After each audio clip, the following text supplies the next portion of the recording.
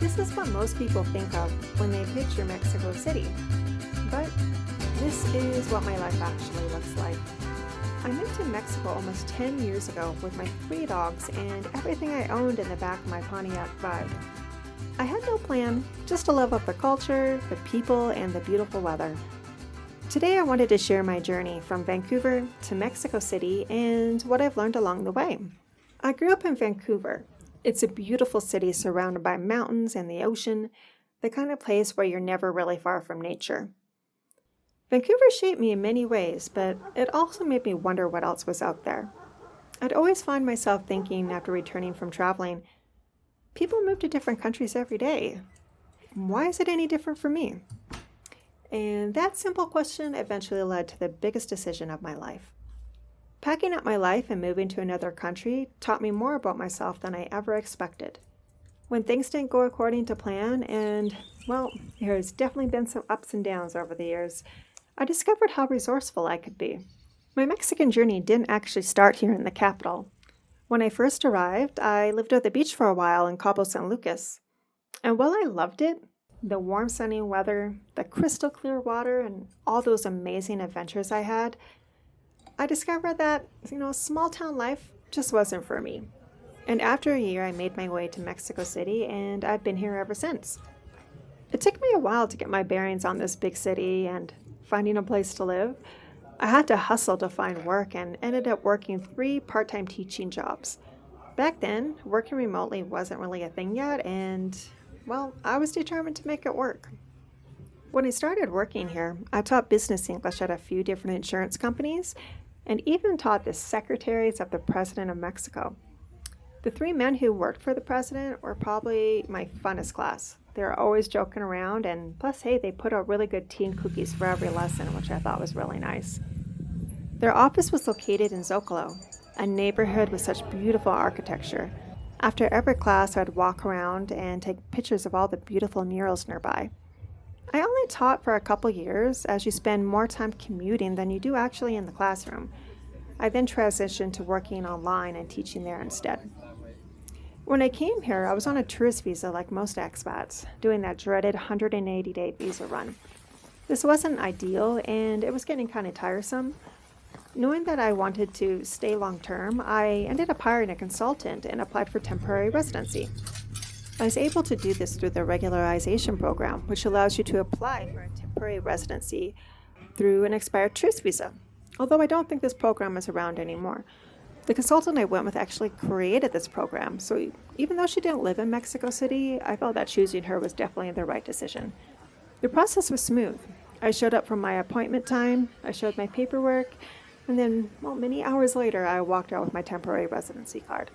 The amount I paid for me was definitely worth not having to navigate this all on my own. House hunting can also be a bit of a struggle, even more so if you have a pet, and, I have 2 of them. When I first moved here, I lived with a couple of Mexican girls, and then I got my own place. It was called a mini depot, and let me tell you, it was mini. My apartments have gradually improved over time.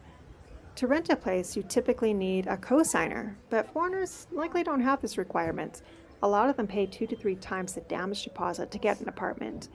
I went a different route. I went with an insurance company, and it really lucked out with this place having a really good landlord and rental agent. Life here definitely has its own unique rhythm. Going with the flow has become second nature to me now, and it's helped me notice and appreciate all the little things in life that maybe I might have missed before.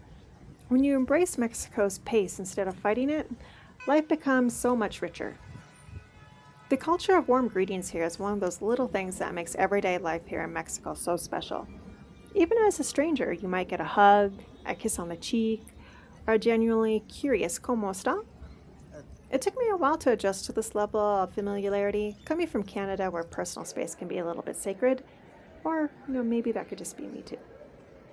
Over the years, I've learned a lot about the city and discovered many little hidden gems, like knowing where to find the best late-night tacos, markets that have 10 peso thrifting, and where to find the peace amid all the chaos. These typically aren't things you learn from guidebook. Mexico City's culture runs incredibly deep. It's not just about the busy streets and the amazing food, though trust me, we'll talk about food in a future video. There's so much history and art woven into everyday life here. Fun fact, Mexico City actually has more museums than any other city in the world. Over 150 museums, from the Museum of Anthropology to the Sumaya to all the smaller galleries tucked away in colonial buildings. You could visit a new museum every weekend for years and still not see them all. What keeps me here isn't just the vibrant streets or the sunshine. It's the connections I've made, like the building caretaker next door who I exchange buenos dias to every morning when I'm walking my dogs. Lupita, the seamstress whose shop I frequent with all my thrifted finds, and my next door neighbors who I've gotten to know over the years. These small, genuine relationships have become part of my daily life. I couldn't imagine living anywhere else, at least for now. The endless options of entertainment, the art, the culture, it really is a city that never sleeps, and it never stops surprising me, even after all these years. If you had told me 10 years ago I'd be living here, walking the streets of Mexico City, and feeling more at home than I ever did back in Canada, I probably wouldn't have believed you. But sometimes the best part of life are the ones that are never planned. This channel is about sharing those unplanned moments, the real Mexico City I've come to know, and the daily adventures of expat lives and all the lessons I'm still learning.